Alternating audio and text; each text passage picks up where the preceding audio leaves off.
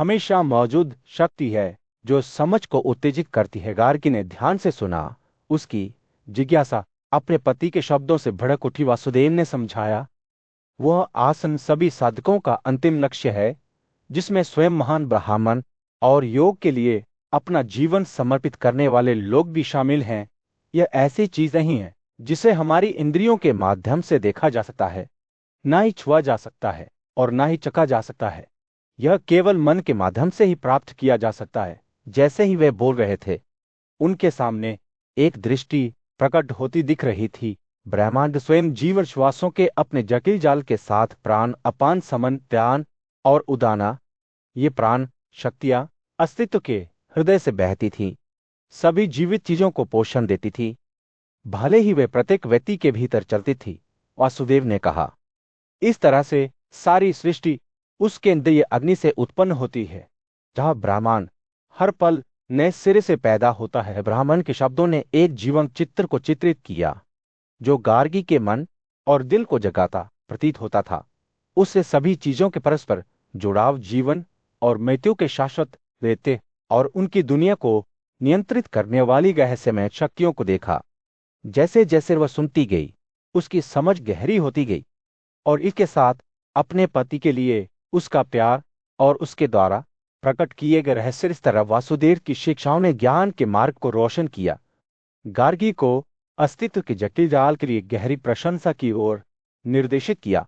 और जब वे चिंतनशील मौन में एक साथ बैठे तो उनके दिल एक के रूप में धड़कते हैं, इस सालाक समझ से एकजुट होते हैं कि सभी प्राणी जुड़े हुए हैं और यह कि अंतिम सत्य नश्वर समझ की पहुंच से परे है। एक शांत परिवेश में एक ब्राह्मण अपनी पत्नी के साथ अस्तित्व के रहस्यों के बारे में गहन चर्चा में लगा हुआ था।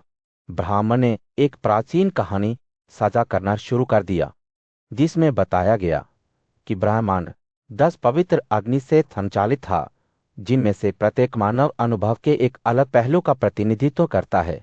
इन अग्नि को मन द्वारा ईंधन दिया गया था, जो लौ के रूप में काम करता था, ज्ञान और समझ के दान को आग की लपटों में डालता था। ब्राह्मण की पत्नी ने ध्यान से सुना। उसकी जिज्ञासा कहानी से भड़क उठी। उसने पूछा कि शब्द या वेद मन के सामने क्यों उत्पन्न हुआ और प्राण जीवन शक्ति के लिए स्वप्नहीन नींद में स्वतंत्र रूप से कार्य करना कैसे संभव था। ब्राह्मण ने इन प्रश्नों पर विचार किया। उसकी आंखें बंद हो गई जब वह प्राचीन ज्ञान से मार्गदर्शन मांग रहा था। जैसे ही उसने अपनी आंखें खोली, उसके चेहरे पर एक कोमल मुस्कान फैल गई। वह शब्द और मन के बीच एक संवाद को याद करने लगा, जो एक बार पदार्थ की आत्मा के पास गया था, उनके सापेक्ष महत्व पर स्पष्टीकरण मांग रहा था। आत्मा ने घोषणा की कि मन श्रेष्ठ है, क्योंकि वह बिना आसक्ति के दुनिया को समझने में सक्षम है। शब्द ने अपनी हीनता को स्वीकार करते हुए इस समझ को स्वीकार किया। ब्राह्मण की पत्नी ने अपनी कहानी जारी रखते हुए ध्यान से सुना। उन्होंने दो मनों की बात की, एक अचल और दिव्य से जुड़ा हुआ, दूसरा गतिशील और बाहरी दुनिया से जुड़ा हुआ। ब्राह्मण ने दावा किया कि गतिशील मन श्रेष्ठ है, क्योंकि यह विभिन्न रूपों में प्रकट हो सकता है, मंत्र, अक्षर या आवाज के रूप में। जैसे ही चर्चा शुरू हुई, ब्राह्मण की पत्नी ने देवी शब्द के बारे में पूछा, जो प्राण और अपान जीवन शक्ति और जीवन श्वास के बीच रहता था। वह एक बार प्राण से अलग हो गई थी, प्रजापति के पास भाग गई थी, लेकिन अंत में जीवन शक्ति द्वारा बाहर कर दिया गया था। ब्राह्मण ने समझाया कि शब्द दो रूपों में बहता था, एक उच्चारण के साथ, दूसरा बिना बाद वाला श्रेष्ठ था, क्योंकि इसके विरुद्ध अर्थ थे और यह शाश्वत मुक्ति की बात करता था। ब्राह्मण की पत्नी अस्तित्व के रहस्यों में अधिक अंतर्दृष्टि की तलाश में आगे बढ़ी। उसने पूछा कि देवी शब्द ने क्या कहा था जब वह बोलने के लिए प्रेरित थी, लेकिन वह कोई शब्द नहीं ला सकी। ब्राह्मण जानबूझकर मुस्कुराया। उसकी आंखें प्राचीन ज्ञान से चमक रही थीं। एक शांत स्वर में उन्होंने बताया कि कैसे प्राण द्वारा शरीर में शब्द उत्पन्न किया गया था, फिर उसे उड़ान में बदल दिया गया और शरीर से बाहर निकलते हुए सभी हिस्सों को घेर लिया। जैसे ही वे बोल रहे थे, हवा के एक दूसरी सांसारिक ऊर्जा से घनी होती दिख रही थी, जैसे कि वास्तविकता का ताना बाना ही प्रकट हो रहा हो। ब्राह्मण की पत्नी ने विस्मय से सुना। उसके साथ साझा किए गए रहस्यों से उसका मन फैल गया। इस पवित्र स्थान में आत्मा और ब्रह्मांड के बीच की सीमाएं भंग हो गईं, जिससे एक गहरा परस्पर संबंध प्रकट हुआ, जो शब्दों और अवधारणाओं से परे था। जैसे जैसे चर्चा समाप्त हुई, दंपति मौन बैठे, उनके दिल का अस्तित्व के रहस्य से भर गए। एक शांत वातावरण में एक ब्राह्मण अपनी पत्नी के बीच बैठा 7 बलि देने वाले पुजारियों की एक प्राचीन कहानी साझा कर रहा था। नाक, आंख, जीभ, त्वचा, कान, मन और समझ, ये पुजारी सूक्ष्म स्थान में रहते हुए एक दूसरे की उपस्थिति से अनजान रहे। ब्राह्मण की पत्नी ने इस अवधारणा से चिंतित होकर पूछा कि इन पुजारियों के लिए एक दूसरे को समझे बिना सह अस्तित्व कैसे संभव है। ब्राह्मण ने समझाया कि अज्ञानता किसी वस्तु के गुणों के बारे में ज्ञान की कमी है, जबकि ज्ञान उन्हीं गुणों की समझ है। उन्होंने खुलासा किया कि प्रत्येक पुजारी दूसरे के गुणों को समझने में विफल रहे। केवल नाक ही गंध को समझ सकती थी, केवल आंख ही रंगों को देख सकती थी, और केवल त्वचा ही स्पर्श की संवेदनाओं को महसूस कर सकती थी। केवल कान ही आवाजों को सुन सकता था, केवल मन ही संदेह को समझ सकता था, और केवल समझ ही ज्ञान में दृढ़ संकल्प को समझ सकती थी। फिर भी अपनी सीमाओं के बावजूद प्रत्येक पुजारी ने स्वीकार किया कि वे काम करने के लिए एक दूसरे पर भरोसा करते थे। जैसे ही ब्राह्मण के शब्द हवा में लटकते गए, मन खुद ही बोल उठा और अन्य सभी पुजारियों पर अपना प्रभुत्व स्थापित कर लिया।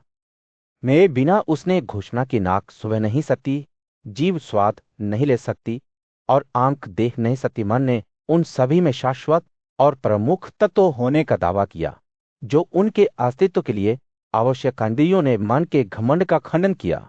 उन्होंने तर्क दिया कि अगर वे वास्तव में अनावश्यक थे तो उनका अस्तित्व क्यों बना रहा। प्राणी अपने आसपास की दुनिया को समझने के लिए उन पर क्यों भरोसा करते थे। अगर मन इतना शक्तिशाली था तो उन्होंने उसे अपनी नाक से रंग पकड़ने या अपनी आंख से स्वाद लेने की चुनौती दी। इंद्रियों ने दावा किया कि केवल कमजोर लोगों को ही नियमों और दिशानिर्देशों की आवश्यकता होती है, शक्तिशाली को नहीं। जब मन और इंद्रियों के बीच बहस छिड़ रही थी तो ब्राह्मण की पत्नी ध्यान से सुनती थी। वे देखती थी कि कैसे इंद्रियां काम करने के लिए एक दूसरे पर भरोसा करती हैं, फिर भी प्रत्येक दूसरे के गुणों से अनजान रहता है। इस प्राचीन कथा में उसने अपने और अपने आसपास की दुनिया के जटिल संबंधों का प्रतिबिंब देखा। ब्राह्मण ने अपनी कहानी का समापन ये कहते हुए किया कि इंद्रियों के बिना कोई भी धारणा या खुशी दिमाग में नहीं आ सकती, क्योंकि वे अटूट रूप से जुड़े हुए हैं। एक शांत और शांत वातावरण में ब्राह्मण अपनी पत्नी के साथ बैठे जीवन के रहस्यों के बारे में गहन बातचीत में लगे हुए थे। ब्राह्मण के शब्द गर्मियों के दिन एक हल्की हवा की तरह थे, जो श्रोता को सांसारिक से परे एक क्षेत्र में ले जाते थे। इस संबंध में उन्होंने कहा, "कै धन्य महिला प्राचीन कहानी का हवाला दिया गया है कि 5 बलिदान करने वाले पुजारियों की संस्था कैसी है।" उसकी पत्नी ध्यान से सुन रही थी। उसकी आंखें जिज्ञासा से चमक रही थी कि स्वाभाविक रूप से 7 बलि देने वाले पुजारी हैं। यही मेरा पूर्व विश्वास था, उसने कहा। ब्राह्मण मुस्कुराया। उसकी आंखें मनोरंजन से चमक रही थी। महान सिद्धांत मुझे बताया जाए कि कैसे वास्तव में बलिदान करने वाले पुजारियों में से 5 की संख्या है। जैसे ही वे बोल रहे थे, उनकी बातचीत में एक सूक्ष्म बदलाव आया। हवा उनके कानों में गैसों को फुसफुसाने लगी। अपनी हल्की सांसों पर प्राचीन ज्ञान की फुसफुसाहट ले रही थी। प्राण द्वारा पोषित हवा बाद में अपाना में जन्म लेती है, ब्राह्मण ने आगे कहा। अपाना में पोषित हवा फिर व्याना में विकसित हो जाती है। व्याना द्वारा पोषित हवा फिर उदाना में विकसित हो जाती है। उदाना में पोषित हवा फिर समाना के रूप में उत्पन्न होती है। अंतर्दृष्टि की एक झलक में ब्राह्मण की पत्नी ने इन शब्दों के पीछे के गहरे अर्थ और समझ लिया। उन अच्छे प्राणियों ने पहले जमे दादे से पूछा, उसने कहा। उसकी आवाज मुश्किल से एक फुसफुसाहट के ऊपर थी। ब्राह्मण ने सिर हिलाया। उसकी आंखें श्रद्धा से बंद हो गई, ये कहते हुए, क्या तुम कहते हो कि हम में से सबसे आगे कौन है वह जिसे तुम इंगित करोगे? हमारा प्रमुख होगा। हवा अपने रहस्यों को फुसफुसाती रही। प्राचीन ऋषियों की आवाजों को अपनी सांसों पर लिए हुए, जिसके विलुप्त होने पर सभी जीवन श्वास जीवित प्राणियों के शरीर में विलुप्त हो जाते हैं, ब्राह्मण ने कहा। उसकी आवाज एक कोमल धारा की तरह बहती है, जो परिदृश्य में बहती है, जिसके चलने पर वे चलते हैं। वह वास्तव में आप में सबसे आगे है। क्या आप जहां चाहे वहां जाते हैं? प्राण सृष्टि की सांस से पैदा हुई हवा पहले बोली। में विलुप्त होने पर सभी जीवन श्वास जीवित प्राणियों के शरीर में विलुप्त हो जाते हैं, उसने कहा। मेरे हिलने पर वे एक बार फिर हिलते हैं। मैं इसलिए सबसे आगे हूं। एक हल्की आग के साथ प्राण विलुप्त होने में चला गया, केवल सुबह के सूरज की तरह फिर से उठने के लिए। लेकिन समाना और उदान ने प्राण के दावे पर विवाद किया। उनकी आवाजें एक नरम झुनझुनी में उठी। आप यहां नहीं रहते हैं, इस सब में व्याप्त हैं, जैसा कि हम करते हैं, उन्होंने कहा। आप हमारे बीच अग्रणी नहीं हैं, हे प्राण। और इसलिए बहस जारी रही। हर हवा अपनी सर्वोच्चता पर बहस कर रही थी। पाना फिर बोला, उसकी आवाज एक कोमल नदी की तरह चिकनी पत्थरों पर खिलखिलाती हुई। जब मैं विलुप्त हो जाता हूं, तो सभी जीव और हवाएं जीवित प्राणियों के शरीर में विलुप्त हो जाती हैं, उसने कहा। एक शांत जंगल में दो बुद्धिमान व्यक्ति चिंतनशील मौन में बैठे थे। पूज्यशी देव माता आंखें बंद करके और हाथ जोड़कर नारद के आगमन की प्रतीक्षा कर रहे थे, जो एक ही थे, जो अस्तित्व के रहस्यों की गहरी समझ के लिए प्रसिद्ध थे। जैसे ही सूरज आसमान में ऊपर चढ़ता गया, जंगल के फर्श पर छाई छायाएं डालते हुए नारद आ गए। उनकी उपस्थिति की घोषणा उनके पैरों के नीचे पतों की कोमल सरसहाहट से हुई। विनम्र धनुष के साथ वे देवमाता के बगल में बैठे और उनकी बातचीत शुरू की। हिंसा देवमाता ने कहा, ऐसा क्या है जो जन्म के क्षण में किसी प्राणी में सबसे पहले जाता है? क्या वह प्राण अपान समग्र ज्ञान या उदान है?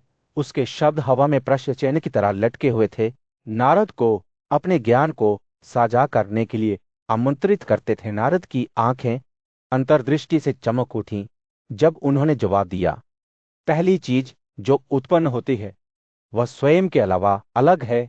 जीवन हवाएं जोड़ी जाती हैं, सामंजस्य से एक साथ काम करती हैं, जो अनुप्रस्थ ऊपर और नीचे की ओर चलती हैं। उनकी आवाज एक कोमल धारा की तरह थी, जो उनके ज्ञान की सूक्ष्मताओं को व्यक्त करने के लिए आसानी से बहती थी। देवमाता की जिज्ञासा बढ़ गई और उन्होंने नारद पर आगे की व्याख्या के लिए दबाव डाला। किस जीवन वायु से एक प्राणी उत्पन्न होता है?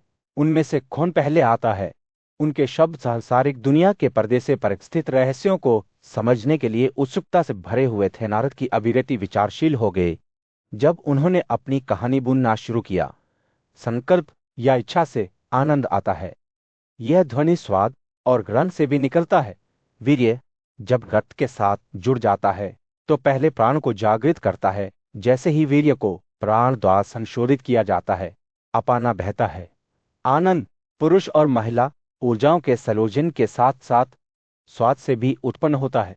उनके शब्दों ने विरोधी ताकतों के बीच जटिल नृत्य की एक ज्वलंत तस्वीर चित्रित की। जैसे ही नारद ने बात की, उनके शब्द एक शांत झील में बहने वाली नदी की तरह बन गए।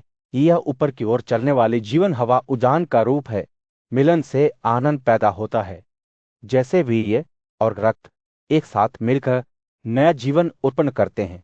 इच्छा मासिक धर्म के प्रवाह को जन्म देती है, जबकि समान और ज्ञान की जोड़ी जो अनुप्रस्थ रूप से चलती है, विरोधी ताकतों के बीच संतुलन बनाने के लिए सामंजस्य से काम करती है। देवमाता ने ध्यान से सुना। उनकी आंखें उन रहस्यों की गहरी समझ के साथ चमक रही थी जो उन्हें प्रकट किए जा रहे थे। नारद ने आगे कहा, जैसे अग्नि या अग्नि सभी देवताओं का अवतार है, वैसे ही वेद की शिक्षा भी है कि जीवन हवाएं एक दूसरे से जुड़ी हुई हैं और एक दूसरे पर निर्भर हैं। जैसे ही सूर्य ने क्षितिज की ओर उतरना शुरू किया, जंगल के गे में एक गर्म नारंगी चमक डालते हुए देवमाता ने श्रद्धा की भावना के साथ नारद की ओर रुख किया। आपके शब्दों ने मेरे लिए रहस्यों को रोशन किया है, उन्होंने कहा। एक शांत और प्राचीन परिवेश में एक ब्राह्मण एक समर्पित महिला के साथ बैठा था, जो उसके साथ चतुर्भुज यज्ञ के गहरे रहस्यों को साझा करने के लिए उत्सुक था। जब वह अपनी कहानी शुरू कर रहा था, तो धूप की मीठी खुशबू से हवा भर गई थी। उन्होंने कहा, चतुर्थी एक ऐसी संस्था है जिसकी जड़ें कालातीतता में निहित हैं। यह एक लौकिक नृत्य है जिसने पवित्र पुजारी प्रतिनिधि वाद्य क्रिया और मुक्ति ब्रह्मांड को घेरने के लिए एक साथ बुने जाते हैं। ये पुजारी केवल नश्वर नहीं हैं, वे अस्तित्व के ताने बाने का प्रतिनिधित्व करते हैं। जैसे ही वे बोल रहे थे, उनकी आंखें श्रद्धा से चमक उठीं, क्योंकि उन्होंने 7 इंद्रियों का वर्णन किया। नाक, जीभ, आंख, त्वचा, कान, मन और समझ, ये इंद्रियां उन्होंने समझाया गुणों के ज्ञान से पैदा होती हैं। गंध, स्वाद, रंग, ध्वनि, स्पर्श मन की वस्तुएं और समझ की वस्तुएं वे कर्म की संतान हैं और उनका उद्देश्य अपने आसपास की दुनिया का अनुभव करना है। वे ब्राह्मण के शब्द आश्चर्य की एक रेखा बनाते हैं, क्योंकि उन्होंने वर्णन किया कि ये इंद्रियां अपने अपने गुणों के साथ कैसे परस्पर क्रिया करती हैं। गंध सुगंध को समझती है, स्वाद दृष्टि रंगों को देखती है, श्रवण ध्वनियों को पकड़ता है, स्पर्श बनावट को महसूस करता है। प्रत्येक इंद्रिय अपनी अनूठी वास्तविकता का अनुभव करती है, फिर भी वे सभी महानतम संपूर्णता से जुड़े हुए हैं। वह रुक गया, उसकी नजर अंदर की ओर मुड़ गई, जैसे कि आत्मा की गहराई में देख रहा हो। और फिर आत्मा है उनसे स्फूर्त अस्तित्व के बोझ से मुक्ति। यह मुक्ति का स्रोत है जो हमें जन्म और मृत्यु के चक्र से मुक्ति की ओर ले जाता है। जैसे ही ब्राह्मण बोलते थे, उनके शब्दों ने एक ऐसी दुनिया की छवियों को चित्रित किया जहां पवित्र और अपवित्र सद्भाव में से अस्तित्व में थे। उन्होंने समझाया कि जिन्होंने ब्रह्मांड के रहस्यों को सीखा और समझा है, वे किस तरह से चतुर्भुज यज्ञ में भाग लेते हैं। उनकी इंद्रियां और गुण ब्रह्मांडीय क्रम के साथ संरेखित होते हैं। लेकिन उन लोगों के बारे में क्या जो अज्ञानी हैं? उसने सावधानी बरतते हुए पूछा। वे सूक्ष्मता की भावना में खंस जाते हैं, ये मानते हुए कि सब कुछ केवल उनका है। वे बिना किसी सावधानी के भोजन खाते हैं, न केवल भोजन बल्कि अपने स्वयं के सार को भी नष्ट कर देते हैं। करुणा और समझ से भरे ब्राह्मण की आंखें महिला पर टिकी हुई हैं। फिर भी जिन्होंने ज्ञान प्राप्त किया है, उनके लिए चतुर्भुज यज्ञ आत्म खोज की यात्रा है। ये एक ऐसा मार्ग है जहां वे इंद्रियों की सीमाओं को पार करना और अपने भीतर के दिव्य से जुड़ना सीखते हैं। जैसे ही उन्होंने अपनी कहानी समाप्त की, ब्राह्मण की आवाज श्रद्धा में गूंजी। योग का त्याग उन लोगों के लिए एक निरंतर प्रक्रिया है जो मुक्ति चाहते हैं। ज्ञान का स्रोत है, जीवन का श्वास प्राण इसका स्तोत्र है, और त्याग इसका दक्षिण है। चेतना, मन और समझ ब्रह्मा अध्वर्यु और उद्ग बन जाते हैं।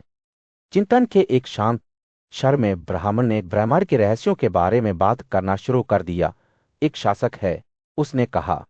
उसकी आवाज दृढ़ विश्वास से भरी हुई है। वो हमारे दिलों में रहता है, हमें हर कदम पर मार्गदर्शन करता है।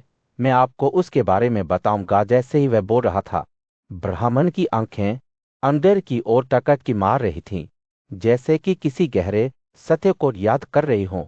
उनके द्वारा प्रेरित होकर मैं निर्देश के अनुसार चलता हूं, जैसे कि पानी नीचे बह रहा हो, उन्होंने कहा।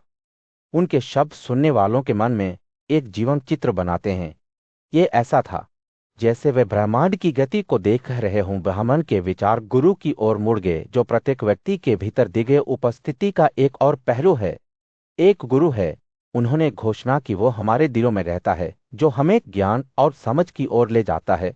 ब्राह्मण के शब्द गर्मियों के दिन एक हल्की हवा की तरह थे, जो सुनने वालों की आत्माओं को शांत करते थे। जैसे ही वे बोल रहे थे, ब्राह्मण की नजर रिश्तेदार की ओर चली गई, जो प्रत्येक व्यक्ति के भीतर दिव्य का एक और पहलू है। उनके द्वारा निर्देशित ब्राह्मण ने कहा, हम अपनी वास्तविक प्रकृति से जुड़ जाते हैं और साक्षी आकाश में चमकते हैं। छवि लुभावनी थी, प्रकाश और ज्ञान के धागे से बुनी गई एक दिव्य टेपेस्ट्री। ब्राह्मण के शब्द एक नदी की तरह बहते रहे, जिससे वह शक्ति प्रकट होती है जो अज्ञानता को दूर करती है और हमें बंधन से मुक्त करती है। उस प्रशिक्षक के साथ उचित जीवन शैली में रहने के बाद उन्होंने कहा, शकर ने सभी दुनिया की संप्रभुता प्राप्त की। छवि विस्मयकारी थी। एक महान राजा जो अपने सही सिंहासन पर चढ़ रहा था, लेकिन प्रत्येक व्यक्ति के भीतर दिव्य उपस्थिति का एक और पहलू भी था। एक दुश्मन है, ब्राह्मण ने घोषणा की, जो हमारे दिलों में रहता है, हमें अंधेरे और अज्ञान की ओर डुबाता है। उनके शब्दों ने एक स्पष्ट तस्वीर चित्रित की, एक छायादार आकृति जो हमारे भीतर छिपी हुई है, हमें गुमराह करने की कोशिश कर रही है। फिर भी इस काली शक्ति को भी बदला जा सकता था, क्योंकि जैसा कि ब्राह्मण ने कहा था, उस गुरु द्वारा निर्देशित दुनिया के सभी सांप हमेशा दुश्मनी की भावनाओं से भरे हुए हैं। यह छवि हड़ताली और मार्मिक दोनों थी। ऐसे प्राणी जो कभी नफरत से ग्रस्त थे और अब अपने बंधन से मुक्त हो गए हैं। सभी प्राणियों के भगवान की ओर से सांपों, देवताओं और ऋषियों को दी गई शिक्षा की कहानी बहुत पुरानी थी। वे ज्ञान और मार्गदर्शन की तलाश में उनके चारों ओर इकट्ठे हो गए थे। उन्होंने एक स्वर में पूछा, जो हमारे लिए बहुत फायदेमंद है, उसे घोषित किया जाए। और पवित्र ने एक शब्द के साथ जवाब दिया और प्रतिक्रिया तत्काल और विरुद्ध थी। सांप अलग अलग दिशाओं में भागते थे। उनका स्वभाव उन्हें काटने और मारने के लिए प्रेरित करता था। असुरों को गर्व और दिखावा से भस्म कर दिया गया था, जबकि देवता उपहारों के माध्यम से खुश करने की कोशिश कर रहे थे। महानशी हालांकि अंदर की ओर मुड़ के खोज रहे थे। खतरे और अनिश्चितता से भरे संसार में एक बुद्धिमान ब्राह्मण एक क्षमा ना करने वाले परिदृश्य के किनारे पर खड़ा था। उसके पैरों के नीचे की जमी विश्वासघाती थी, जहां दुख और आनंद विरोधी ताकतों की तरह लड़ते थे और हर छाया में लोभ और बीमारी छिपी हुई थी। फिर भी उसने घोषणा की कि उसने इस खतरनाक इलाके को पार कर लिया है और ब्राह्मण के जंगल के विशाल क्षेत्र में प्रवेश कर गया है। उसकी पत्नी, जो बड़ी जिज्ञासु महिला थी, उसके पास सवाल लेकर आई। यह अद्भुत जगह कहाँ है, प्यारी? उसने पूछा। इसके पेड़ क्या हैं, इसकी नदियां, इसके पहाड़ और पहाड़? ब्राह्मण की आंखें चमक उठीं जब उसने उनके सामने पड़े जंगल का वर्णन करना शुरू किया। इससे अलग कुछ भी नहीं है, उसने कहा। इससे ज्यादा सुखद कुछ नहीं है, इससे अलग कुछ भी नहीं है, इससे ज्यादा दुखद कुछ भी नहीं है। जब वे बोल रहे थे, उनके शब्दों ने उनके दिमाग की आंखों में जीवंत छवियां डाल दी। जंगल एक लुभावनी सुंदरता का क्षेत्र था, जहां 7 राजसी पेड़ लंबे खड़े थे। उनकी शाखाएं 5 रंग के फूलों और फलों से भरी थीं, जो रत्नों की तरह चमकती थीं। जंगल में 7 नदियां बहती थीं, जिनमें से प्रत्येक में ब्रह्मा से पैदा हुआ पानी था। और इस भव्यता के बीच 7 आश्रम खड़े थे, जिनमें से प्रत्येक ज्ञान प्राप्त करने वालों के लिए एक अभयारण्य था। ब्राह्मण ने इस रहस्यमय क्षेत्र की तस्वीर बनाना जारी रखा। 7 मेहमान यहाँ रहते हैं, उन्होंने कहा, और योग, एकाग्रता और दीक्षा के साथ रूप उन लोगों के लिए उपलब्ध हैं जो उन्हें ढूंढते हैं। हवा फूलों और फलों की मीठी सुगंध से भरी हुई थी, जिसमें सुगंध और रंग था। और इस जंगल के केंद्र में एक ही आग थी, जो अच्छे इरादों से प्रज्वलित थी और पवित्र ब्राह्मण से जुड़ी हुई थी। जैसे ही वे बोल रहे थे, ब्राह्मण के शब्द उनकी पत्नी और खुद को सांसारिक दुनिया से परे एक क्षेत्र में ले जाते थे। उन्होंने महान ऋषियों को जंगल के भीतर विभिन्न स्थानों पर आतिथ्य स्वीकार करते हुए देखा। उनकी उपस्थिति एक अलौकिक ऊर्जा के साथ हवा को आत्मसात कर रही थी। और जब इन बुद्धिमान लोगों की पूजा की गई और उन्हें पार कर लिया गया, तो एक और जंगल उभरा, जो एक उज्ज्वल रत्न की तरह चमक रहा था। इस दूसरे जंगल में बुद्धि वे पेड़ था, जो लंबा खड़ा था। उसकी शाखाएं मुक्ति के फल से भरी हुई थीं। शांति उसकी छाया थी, जहां ज्ञान विश्राम करता था और संतुष्टि नदी की तरह बहती थी। क्षेत्रजन सर्वदर्शी आत्मा अपने केंद्र में सूर्य की तरह चमकती थी। और 7 मादाएं यहां रहती थीं। उनके चेहरे श्रद्धा से नीचे की ओर मुड़ जाते थे। उनकी चमक ज्ञान के मार्ग को रोशन करती थी। जैसे ही ब्राह्मण के शब्दों ने उनके चारों ओर आश्चर्य और विस्मय का जादू बिखेर दिया, उनकी पत्नी ने और कोई सवाल नहीं पूछे। इसके बजाय जब वे इस पवित्र क्षेत्र में कहने वाले साक्षियों के बारे में बात कर रहे थे, जो तपस्वी सफलता से ताज पहनाया गया था, और उनकी पत्नियों के साथ वशिष्ठ थे। महिमा, तेज, महानता, ज्ञान, विजयपूर्णता और ऊर्जा, ये 7 गुण किरणों की तरह उनके जागने में अनुसरण करते थे। एक शांत वातावरण में एक बुद्धिमान ब्राह्मण ने अपने सम्मानित अतिथि अध्वर्यु के साथ अपनी गहरी समझ साला की ब्राह्मण ने अस्तित्व की प्रकृति के बारे में बोलना शुरू कर दिया। मुझे सुगंध की गंध नहीं आती है, मुझे स्वाद नहीं आता है, मुझे गंध नहीं दिखाई देते हैं, मैं स्पर्श नहीं करता हूँ और मुझे विविध ध्वनियां नहीं सुनाई देती हैं।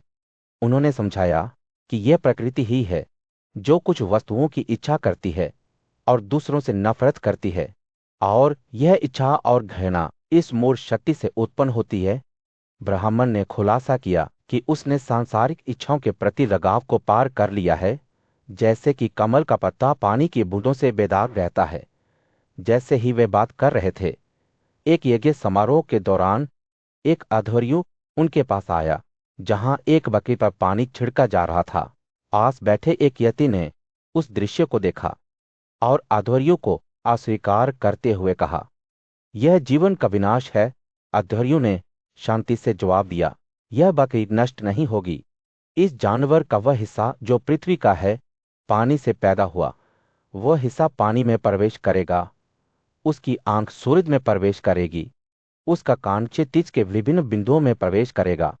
यति ने जवाब दिया, अगर आप बकरी के लिए उसके जीवन हवाओं के साथ इस आदाव में इतना अच्छा देखते हैं, तो यह बलिदान बकरी के लिए है। इसके लिए आपको क्या चाहिए? अध्वर्यु के शब्दों ने ब्राह्मण और यति के बीच एक जीवन चर्चा को जन्म दिया। यति ने तर्क दिया कि यदि वास्तव में बलि के दौरान बकरी की जीवन शक्ति को छोड़ दिया गया था, तो अध्वर्यु को अनुष्ठान में भाग लेने की आवश्यकता क्यों पड़ी? उन्होंने सभी जीवित प्राणियों का सम्मान करने और क्रूरता से दूर रहने के महत्व पर जोर दिया। ब्राह्मण ने ध्यान से सुना जब यति ने आगे कहा, क्रूरता से दूर रहना सभी देवताओं में सबसे प्रमुख है, यहां तक कि यह बड़ों की शिक्षा है। हम जानते हैं कि यह प्रस्ताव है, अर्थात जीवित प्राणियों का वध नहीं। हालांकि अध्वर्यु को इस बात पर विश्वास नहीं हुआ और उन्होंने जवाब दिया, आप गंध के उन गुणों का आनंद लेते हैं जो पृथ्वी से संबंधित हैं। आप ऐसे रंग देखते हैं जो प्रकाशित निकायों से संबंधित हैं। आप ऐसी आवाजें देखते हैं जिनकी उत्पत्ति अंतरिक्ष में होती है। उन्होंने बताया कि यति के कार्य उनके शब्दों के विपरीत थे। ब्राह्मण ने हस्तक्षेप किया, आत्मा की दोहरी प्रकृति को समझाते हुए, अविनाशी और विनाशकारी आत्मा की दोहरी अभिव्यक्ति का गठन करते हैं। इनमें से अविनाशी अस्तित्व में है, विनाशकारी को अत्यधिक अस्तित्वहीन कहा जाता है। जैसे जैसे बातचीत शुरू हुई, अध्वर्यु चीजों को एक नए दृष्टिकोण से देखने लगे।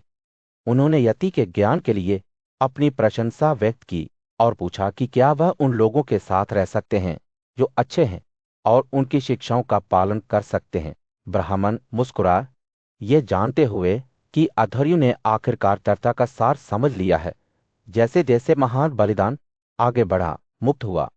प्राचीन काल में कार्तवीर्यार्जुन नामक एक शक्तिशाली राजा रहता था, जिसके पास अविश्वसनीय रूप से 1000 हथियार थे। वह अपने धनुष और तीर के साथ अपने बेजोड़ कौशल के लिए प्रसिद्ध था। अपनी असाधारण शक्ति से उसने विशाल महासागर के तटों तक अपनी सीमाओं को फैलाते हुए पूरी पृथ्वी पर विजय प्राप्त की थी। एक दिन जब वह अपनी विजय पर गर्व करते हुए समुद्र के किनारे टहल रहा था, तो वह भव्य समुद्र पर से तीर बरसाने लगा। कार्तवीर्यार्जुन की शक्ति के प्रदर्शन से अभिभूत होकर महासागर श्रद्धा से झुक गया और उससे अपनी अतक बौछार को रोकने के लिए विनती की कि वीर, अपने तीर मुझ पर ना फेंको, मैं आपको खुश करने के लिए क्या करूं? समुद्र ने अपनी कोमल आवाज में पूछा, जो तात्कालिकता का भार उठा रहा था। मेरे पानी में शरण चाहने वाले जीवों को आपके शक्तिशाली शास्त्र द्वारा मार दिया जा रहा है, उन्हें सुरक्षा प्रदान करें। हे शक्तिशाली राजा! कार्तवीर्यार्जुन, जो अभी भी अपनी महिमा का आनंद ले रहे थे, ने एक चुनौती के साथ जवाब दिया, अगर कोई और धनुषधारी है जो युद्ध में मेरा मुकाबला कर सकता है, तो उसे मेरे नाम पर बुलाओ। यह जानते हुए कि ऐसा कोई योद्धा वास्तव में मौजूद था, महासारा ने जवाब दिया, सुनो, हे राजा, महान श्री जमदग्नि के बारे में उसका बेटा राम अतिथि के रूप में आपका स्वागत करने में सक्षम है। अपने गर्व और क्रोध से प्रेरित होकर कार्तवीर्य अर्जुन इस शक्तिशाली राम से मिलने के लिए निकल पड़े। जमदग्नि के पीछे हटने पर पहुंचने पर उन्होंने खुद को उसी व्यक्ति के साथ आमने सामने पाया जिसे वे चाहते थे। हालांकि एक अतिथि के रूप में स्वागत किए जाने के बजाय राम को कार्तवीर्य अर्जुन और उनके रिश्तेदारों से शत्रुता का सामना करना पड़ा।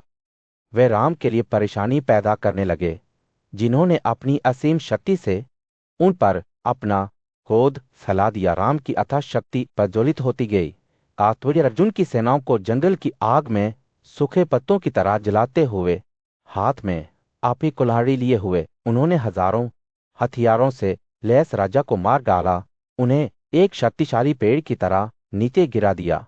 उनके नेता को गिरते और जमीन पर झुकते हुए देखते हुए कार्तवीर्य अर्जुन के रिश्तेदार एकजुट और डंडों से लैस सभी तरह से राम की ओर दौड़े। राम ने अपने संकल्प में अधिक होकर अपना धनुष उठाया और अपने रथ पर चढ़ते हुए कार्तवीर्य अर्जुन की सेना पर तीर बरसाए। राम के पराक्रम से भयभीत होकर क्षत्रिय शेर से भागते हुए हिरण की तरह पहाड़ी क्षेत्रों में भाग गए, जो डर के कारण अपने कर्तव्यों का पालन करने में असमर्थ थे।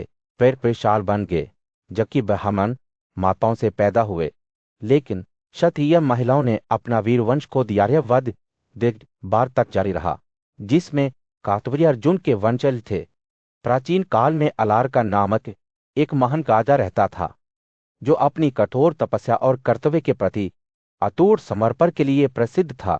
उसका नाम उसके राज्य के लोगों द्वारा विस्मय में फुसफुसाया जाता था, जो उसकी विजय और शक्ति के कारनामों पर आश्चर्यचकित थे।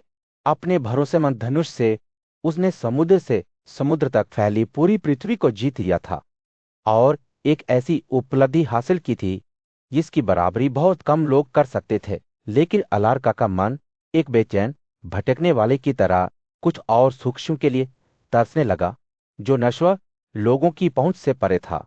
जैसे ही वह एक आसी पेड़ के तल पर बैठा, उसके विचार उसकी विजय की भव्यता से और ब्रह्मांड के रहस्यों की ओर मुड़ गए। उसका मन, जो कभी बाहरी दुनिया पर टिका हुआ था, अब अपने आंतरिक कार्यों की गहराई में प्रवेश करने की कोशिश कर रहा था। अलार्का का संकल्प दृढ़ था, फिर भी वह जानता था कि उसकी सबसे बड़ी चुनौती आगे है। वह दृढ़ संकल्प और घबराहट के मिश्रण के साथ अपने मन की ओर देख रहा था, क्योंकि वह समझ गया था कि यह आसानी से हार नहीं मानेगा। मेरा मन मजबूत हो गया है। उसने घोषणा की, मन पर विजय प्राप्त करने के बाद किसी की विजय स्थायी हो जाती है। इस साहसिक दावे के साथ अलार्का सबसे अनियंत्रित जानवर अपने विचारों को वश में करने के लिए निकला। उन्होंने इंद्रियों को निशाना बनाना शुरू किया। उन्हें तीरों से पराजित करने की कोशिश की पहले उन्होंने नाक को निशाना बनाया, जो इत्र की मीठी सुगंध के लिए लालायित थी। ऐ इत्रों को सूंघते हुए अलार्का ने कहा, नाक केवल उनके पीछे है, इसलिए मैं नाक पर तीर चलाऊंगा। लेकिन नाक एक चालाक विरोधी की तरह जवाब दिया कि ऐसे तीर अलार्का के अपने महत्वपूर्ण अंगों को छेद देंगे और वो मर जाएगा। विचलित हुए बिना अलार्का ने अपना ध्यान उस जीभ की ओर लगाया जो मीठे शब्दों का स्वाद लेती थी। यह एक, उसने कहा, स्वादिष्ट स्वाद का आनंद लेते हुए केवल उनके पीछे भागता है, इसलिए मैं जीभ पर तीखे शब्द मार दूंगा। जीभ ने भी दावा किया कि इसे इतनी आसानी से पराजित नहीं किया जाएगा और अलार्का के अपने महत्वपूर्ण हिस्सों को परिणाम भुगतने होंगे। अलार्का और उसकी इंद्रियों के बीच लड़ाई जारी रही, जिसने प्रत्येक इंद्रिय राजा के तीरों से प्रतिरक्षा का दावा कर रही थी। त्वचा विभिन्न वस्तुओं से छूती हुई उनके पीछे लालायित थी। कान विदिज आवाजें सुनकर अधिक लालायित था। आंख कई रंगों को देखकर इसे भरने के लिए लालायित थी। प्रत्येक इंद्रिय ने घोषणा की कि वह अलार्का के नुकीले तीरों से छेद नहीं करेगी। जैसे ही राजा ने अपनी विफलताओं पर विचार किया, उसे एहसास होने लगा कि उसकी इंद्रियां केवल एक गहरी समस्या के लक्षण हैं। मन ही सभी उथल पुथल का स्रोत है। उसने अपना ध्यान समझ की ओर लगाया, जिससे अनुपात की सहायता से कई निर्णय लिए। अलार्का ने कहा, यह अनुपात की सहायता से कई निर्धारण करता है। एक ऐसी दुनिया में जहां तीन महान दुश्मन स्वतंत्र रूप से घूमते थे, एक बुद्धिमान ब्राह्मण अपने शिष्यों के साथ प्राचीन ज्ञान साझा करता था। 9 गुण हैं, उन्होंने कहा। अच्छाई के 3, जुनून के 3 और अंधेरे के 3। उन्होंने समझाया कि उल्लास, संतुष्टि और आनंद अच्छाई की पहचान थे, जबकि कामुकता, क्रोध और घृणा जुनून की थी। दूसरी ओर आलस्य, विलंब और भ्रम अंधेरे की छाया थे। ब्राह्मण के शब्दों ने उनके श्रोताओं के मन में एक जीवन चित्र बनाया। उन्होंने 9 गुणों की कल्पना की, जो मानव भाग्य को आकार देने वाली विशिष्ट शक्तियों के रूप में थे। उन्होंने एक बुद्धिमान व्यक्ति के बारे में बात की, जो विलंब से मुक्त था, एक शांत आत्मा और इंद्रियों को नियंत्रण में रखता था, जो तीरों की बौछार से दूसरों को हरा सकता था। यह योद्धा जैसी आकृति अंधेरे के खिलाफ संघर्ष करने वालों के लिए आशा की किरण थी। जैसे जैसे ब्राह्मण बोलना जारी रखते थे, उनके शब्दों ने उनके श्रोताओं को एक लंबे युग में पहुंचा दिया। उन्होंने राजा अम्बरीश की कहानी सुनी, जो अपनी शांत आत्मा और महान प्रसिद्धि के लिए प्रसिद्ध थे। जब दुनिया विभिन्न प्रकार के दोषों से ग्रस्त थी और धर्मी लोग पीड़ित थे, तो राजा अम्बरीश ने संप्रभुता ग्रहण करने के लिए अपनी ताकत लगाती थी। उन्होंने अपने दोषों को वश में किया और धर्मियों की पूजा की, जिससे उन्हें बड़ी सफलता मिली। ब्राह्मण ने खुलासा किया कि राजा अम्बरीश ने प्राचीन काल में छंद गाए थे, जो उनके ज्ञान और आध्यात्मिक विकास का एक प्रमाण था। राजा के शब्द समय के साथ प्रतिध्वनित होते थे, जो सबसे बड़ी बुराई के खिलाफ एक चेतावनी थी, कामुकता। इस कपटी दुश्मन ने इच्छा से प्रेरित होकर लोगों को बिना जाने गड्ढों में धकेल दिया। इसे वे निषिद्ध कार्यों में लिप्त हो गए, उन्हें जुनून की जंजीरों से बांध दिया। ब्राह्मण ने राजा अम्बरीश के शोकों का पाठ किया। उनकी आवाज श्रद्धा और तात्कालिकता से भरी हुई थी। मैंने कई दोषों को वश में किया है, मैंने सभी दुश्मनों को मार डाला है, लेकिन एक सबसे बड़ी बुराई है जिसे नष्ट किया जाना चाहिए, लेकिन जिसे मैंने नष्ट नहीं किया है। इस गलती से प्रेरित होकर यह जी इच्छा से मुक्ति प्राप्त करने में विफल रहता है। जैसे ही शब्द हवा में लटक रहे थे, श्रोताओं ने महसूस किया कि उनकी रीढ़ की हड्डी कांप रही है। उन्हें पता था कि उन्हें अपने भीतर के अंधेरे का सामना करने के लिए बुलाया जा रहा है। ब्राह्मण का संदेश स्पष्ट था, केवल तेज धार वाली तलवारों से भली भाली भावना को काटकर ही कोई व्यक्ति अपनी पकड़ से बच सकता है। इच्छा के आगे झुकने के परिणाम भयानक थे। इच्छा ने चिंता को जन्म दिया, जिसके परिणामस्वरूप जुनून से संबंधित गुणों का अधिग्रहण हुआ। इन सब ने मनुष्यों को जन्म और मृत्यु के चक्र से बांधते हुए अंधेरे की छाया पैदा की। ब्राह्मण के शब्दों ने एक कभी ना खत्म होने वाले चक्र की तस्वीर चित्रित की, जहां आत्माओं ने बार बार जन्म लिया, केवल एक बार फिर से मृत्यु का सामना करना पड़ा। जैसे ही पाठ समाप्त हुआ, श्रोताओं ने भय और घबराहट का अनुभव किया। वे जानते थे कि उन्हें एक दुर्लभ उपहार दिया गया है, संप्रभुता की वास्तविक प्रकृति को समझने का ज्ञान। ब्राह्मण के शब्द उनके दिमाग में गूंजे। सूर्य द्वारा चुमे गए। एक दिन की भीषण गर्मी में एक ब्राह्मण राजा जनक के सामने खड़ा था। उसकी आंखें श्रद्धा से नीचे की ओर झुकी हुई थी। राजा की अभिव्यक्ति कठोर थी, उसकी आवाज दृढ़ थी, क्योंकि वह ऐसे शब्द बोल रहा था जो उनकी बातचीत की दिशा को हमेशा के लिए बदल देगा। तू मेरे राज्य में नहीं रहेगा। ब्राह्मण हालांकि विचलित नहीं हुआ। इसके बजाय उसने राजा की ओर एक छेद भरी नजर से देखा और पूछा, हे राजा, अपने क्षेत्रों की सीमाएं क्या हैं? मैं दूसरे राजा के राज्य में रहना चाहता हूं, क्योंकि मैं आपके आदेश का पालन करने के लिए शास्त्रों से बंधा हुआ हूं। राजा की अभिव्यक्ति नरम हो गई और ब्राह्मण के शब्दों पर विचार करते हुए उसकी आंखों पर बादल छा गए। आवाज तनाव से भरी हुई थी, क्योंकि राजा सोच में खो गया था। उसका दिमाग ब्राह्मण के अनुरोध के निहितार्थ के साथ दौड़ रहा था। लेकिन एक क्षण भंगुर तूफान की तरह बादल चले गए और राजा का संयम वापस आ गया।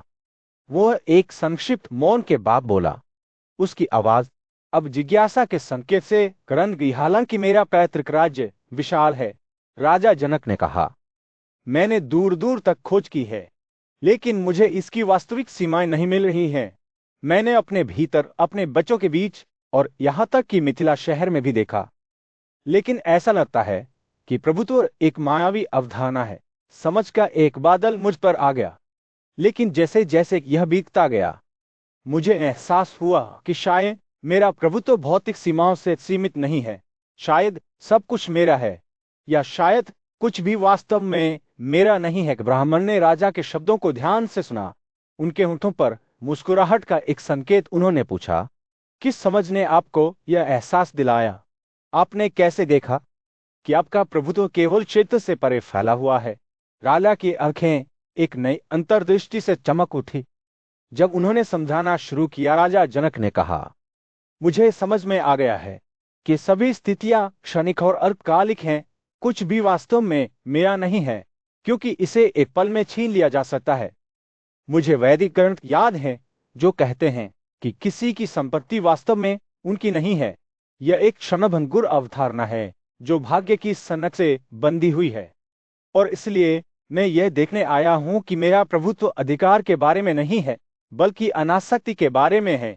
जैसे ही राजा बोल रहा था, उसके शब्द कमल के फूल की तरह प्रकट हो रहे थे, जिससे उसकी समझ की गहराई प्रकट हो रही थी। ब्राह्मण ध्यान से सुन रहा था। उसकी आंखें अनुमोदन से चमक रही थी। उसने आगे कोई सवाल नहीं पूछा, क्योंकि वह जानता था कि राजा ने सच्चाई का सार समझ लिया था। और इसलिए गहन अंतर्दृष्टि के इस क्षण में ब्राह्मण ने अपने वास्तविक स्वभाव को प्रकट किया।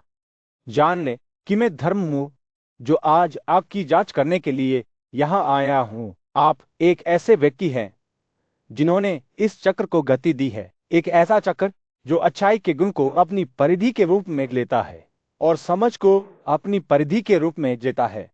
प्राचीन पेड़ों से घिरे एक शांत वातावरण में एक बुद्धिमान ब्राह्मण एक बुनी हुई चटाई पर पैर मोड़कर बैठा हुआ था। उसकी आंखें एक युवा महिला पर टिकी हुई थी, जो घबराहट की हवा के साथ उसके सामने खड़ी थी। जब वेश्या से बात कर रही थी, तो उसके हाथ प्रार्थना में एक साथ पकड़े हुए थे। उसकी आवाज मुश्किल से एक फुसफुसाहट के ऊपर थी। आदरणीय महोदय, मैं आपको ऐसे व्यक्ति के रूप में देख रही हूं जो बड़ी सहजता और करुणा के साथ इस दुनिया में घूमता है। आप वेदों के स्वामी हैं, एक वन सन्यासी हैं और एक कैद के कर्तव्यों के पर्यवेक्षक हैं। आपका मार्ग भक्ति और आत्म अनुशासन का है, और मुझे डर है कि मैं आपके नक्शे कदम पर चलने के योग्य नहीं हो सकती। ब्राह्मण की अविरति शांत बनी रही जब वह उसके शब्दों को सुन रहा था। वह दयालु आंखों से उसकी ओर देख रहा था। उसकी आवाज एक सुखदायक गुण ले रही थी और उसने जवाब दिया, ओ प्रिय मेरे कार्यों, या आप उन्हें जिस तरह से देखते हैं उससे मेरा न्याय ना करें। मैं केवल दिव्य के लिए एक पात्र हूं, और इस ब्रह्मांड में जो कुछ भी मौजूद है वह अंतिम वास्तविकता की अभिव्यक्ति है। इस दुनिया में जो भी प्राणी रहते हैं, चाहे वे गतिशील हों या स्थिर, उन्हें पता है कि मैं उन सभी का विनाशक हूं। जैसे आग लकड़ी को खा जाती है।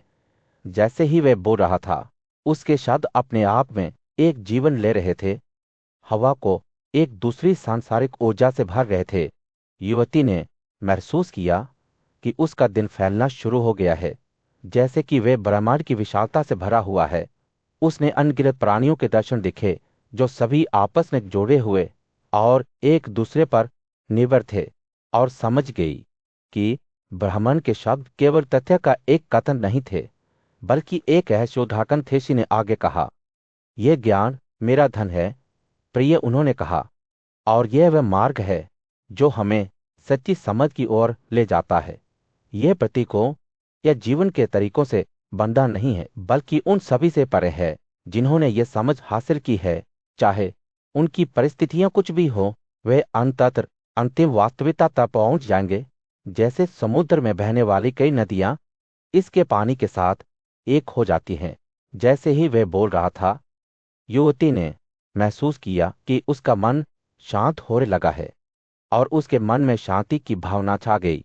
उसने देखा कि ब्राह्मण के शब्द केवल एक शिक्षा नहीं है, बल्कि दिव्य के साथ विलीन होने का निमंत्रण है। शी की आंखें उसकी आत्मा में बोर हो रही थी, जैसे कि उसे इस अनुभूति की ओर ले जाने के लिए ब्राह्मण की आवाज ने एक बार फिर कोमल स्वर लिया। उसके शब्द करुणा से टपक रहे थे। आपको दुनिया से डरने की जरूरत नहीं है, प्रिय, उसने कहा। अंतिम वास्तविकता पर अपना दिल केंद्रित करके आप समझ जाएंगे कि यह आपसे अलग नहीं है, बल्कि आपकी सत्ता का एक अभिन्न अंग है।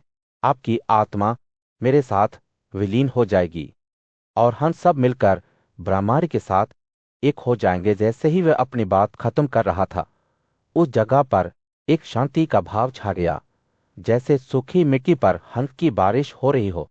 युवती ने महसूस किया, एक साधारण घर में एक ब्राह्मण की पत्नी अपने पति के साथ ब्रह्मांड के रहस्यों पर ज्ञान प्राप्त करने के लिए बैठी थी। उसकी आंखें उन रहस्यों को समझने के लिए गहरी लालसा से चमकती थीं, जो अज्ञानता के आवरण से परे हैं।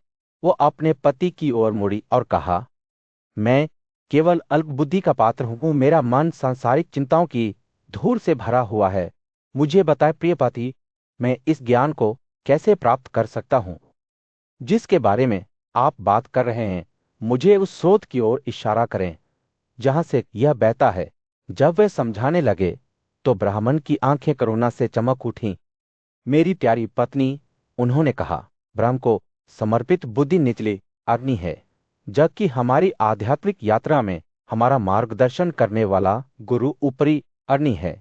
तपस्या और शास्त्रों की गहरी समझ के माध्यम से हम अपने भीतर ज्ञान की आग को प्रज्वलित कर सकते हैं। ब्राह्मण की पत्नी ने ध्यान से सुना। उसका दिल उस ज्ञान के लिए तरस रहा था जो वो चाहती थी। उसने पूछा, लेकिन मुझे ब्राह्मण के इस प्रतीक का वर्णन कहाँ मिल सकता है जिसे क्षेत्रजन के नाम से जाना जाता है?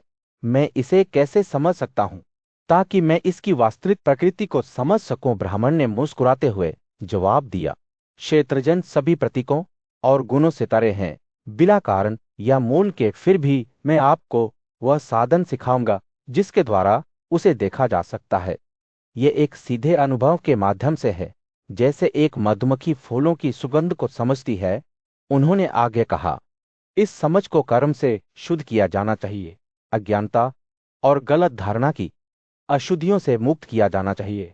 जो लोग इस परिवर्तन से नहीं गुजरे हैं, वे ब्राह्मण को गुणों के साथ निवेशित मानते हैं, जबकि वास्तव में वह सभी सीमाओं से परे है। ब्राह्मण की पत्नी ने पूरे ध्यान से सुना। उसका मन हर शब्द में पी रहा था। उसने कोई सवाल नहीं पूछा, बल्कि शिक्षाओं को अवशोषित कर लिया, जैसे एक प्यासा पौधा पानी में पीता है।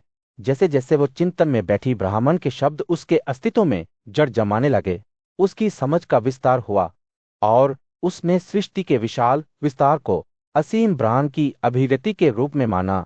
उसके मन की सीमाएं भंग हो गई और वह अपनी स्वयं की सीमाओं को पार कर गई।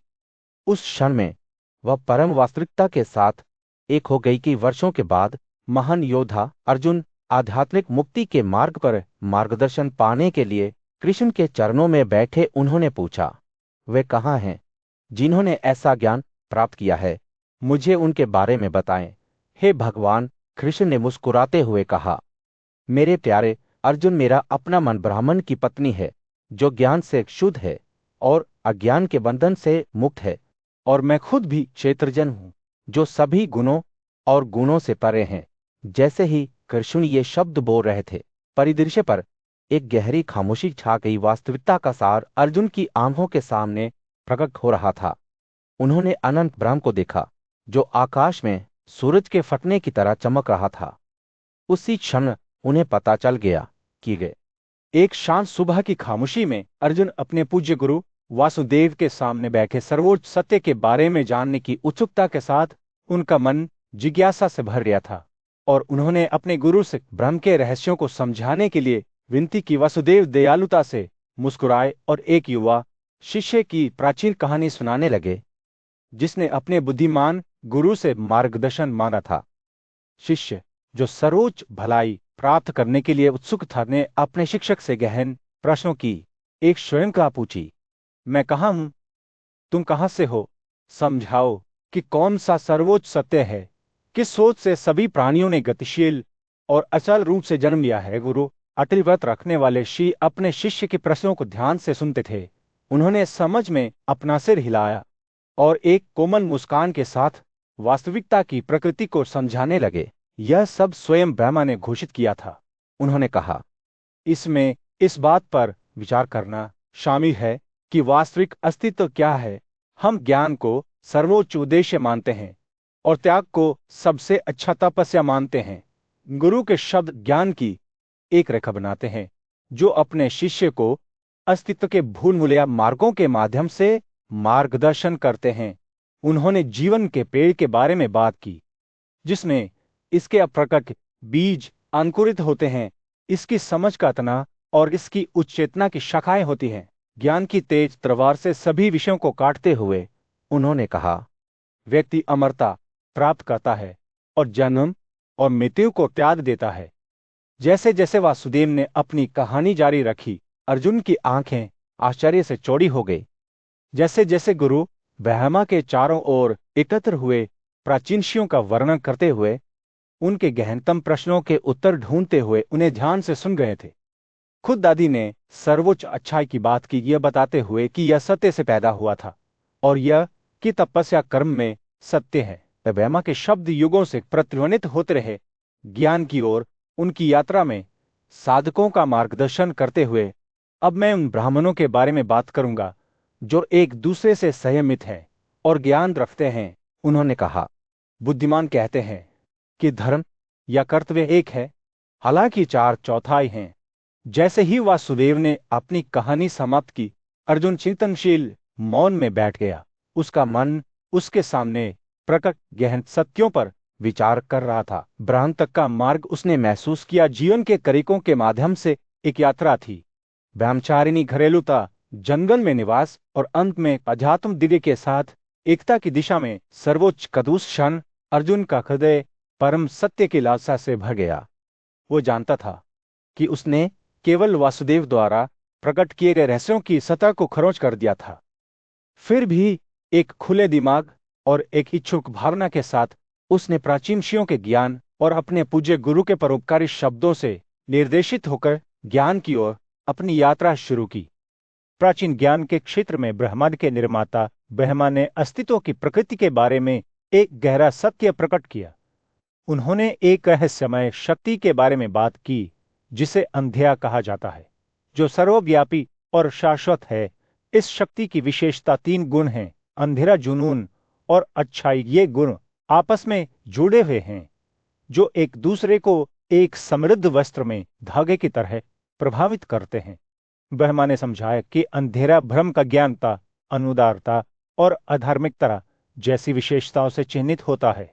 यह रात का सा है और इसकी उपस्थिति को सभी पापपूर्ण कार्यों में महसूस किया जा सकता है। कहा जाता है कि जो लोग इन लक्षणों को मूर्त रूप देते हैं वे अंधेरे की गहराई में डूब जाते हैं, जीवन की यात्रा में अपना रास्ता खो देते हैं। जैसे ही ब्रह्मा ने अपना प्रवचन जारी रखा, उन्होंने खुलासा किया कि जो व्यक्ति मानवता के अलावा अन्य क्रम में जन्म लेते हैं, जैसे कि जानवर उन्हें अभी भी शुद्धिकरण संस्कारों की सहायता से उच्च क्षेत्रों में चढ़ने का अवसर मिल सकता है। भक्ति और आत्म सुधार के ये कार्य अंततः उन्हें मानव जन्म प्राप्त करने के लिए प्रेरित कर सकते हैं और अंततः उन लोगों के लिए आरक्षित क्षेत्रों तक पहुंच सकते हैं जो पवित्र जीवन जीते हैं। हालांकि ब्रह्मा ने चेतावनी दी कि इच्छा की वस्तुओं के प्रति आसक्ति एक बड़ा भ्रम है जिससे बुद्धिमान ऋषि और मुनि भी छूते नहीं है। यह भ्रम क्रोध, मृत्यु और अन्य कष्टों के साथ व्यक्तियों को धर्म के मार्ग से भटक सकता है। जैसे ही विद्वान ब्राह्मणों ने ब्रह्मा के शब्दों को ध्यान से सुना, वे अंधेरे के सभी रूपों की प्रकृति को समझने लगे। उन्होंने देखा कि कैसे यह रहस्यमय शक्ति अस्तित्व के हर पहलू में खुद को बुनती है, यहाँ तक कि सबसे महत्वहीन कार्यों को भी प्रभावित करती है। हर गुजरते पल के साथ अज्ञान का पर्दा उठ जाता है, वास्तविकता के वास्तविक सार को प्रकट करता है। ब्रह्मा के शब्द जागरूकता के लिए एक आह्वान थे, एक अनुस्मारक के सच्ची समझ और मुक्ति केवल अपने भीतर अंधेरे की उपस्थिति को पहचानने से ही प्राप्त की जा सकती है। उन्होंने अपने श्रोताओं को उल्लिखित गुणों को ध्यान में रखने, आत्म सुधार के लिए प्रयास करने और अंततः अंधेरे की सीमाओं को पार करने के लिए प्रोत्साहित किया। जो लोग इस ज्ञान पर ध्यान देते हैं, ब्रह्मा ने वादा किया, अंधेरे की विशेषताओं से मुक्ति पहुंच के भीतर है। ब्रह्मा के प्रवचन के बाद की शांति ने ब्राह्मणों में अस्तित्व के रहस्यों के प्रति भय और श्रद्धा की गहरी भावना रह गई कि वे जानते थे कि उन्हें एक दुर्लभ उपहार दिया गया था, जीवन की जटिलताओं को नेविगेट करने और ज्ञान की ओर अपनी यात्रा में विजयी होने का ज्ञान। सूर्य उस शांत परिदृश्य पर अस्त हो रहा था जब सृष्टिकर्ता ब्रह्मा ने अपने सामने इकट्ठे हुए प्रतिष्ठित ब्राह्मणों से अपना प्रवचन शुरू किया। उनकी आवाज एक हल्की हवा की तरह ज्ञान और ज्ञान का भार उठा रही थी। अहिंसा अहिंसा का गुण पासों का एक पहलू है, ब्रह्मा ने कहा, लेकिन यह केवल एक ही नहीं है। जुनून सर्वव्यापी शक्ति जो मानवता को चलाती है, कई गुणों को समाहित करती है, जिनमें से प्रत्येक का अपना विशिष्ट स्वाद होता है। ब्रह्मा की आंखें चमक उठी जब उन्होंने पासों के विभिन्न गुणों को गिनना शुरू किया। उन्होंने रोग, उस दर्द और पीड़ा के बारे में बात की जो हम खुद पर और दूसरों पर डालते हैं, और शोक व ठर और गर्मी जो हमारे जीवन को तबाह कर देती है।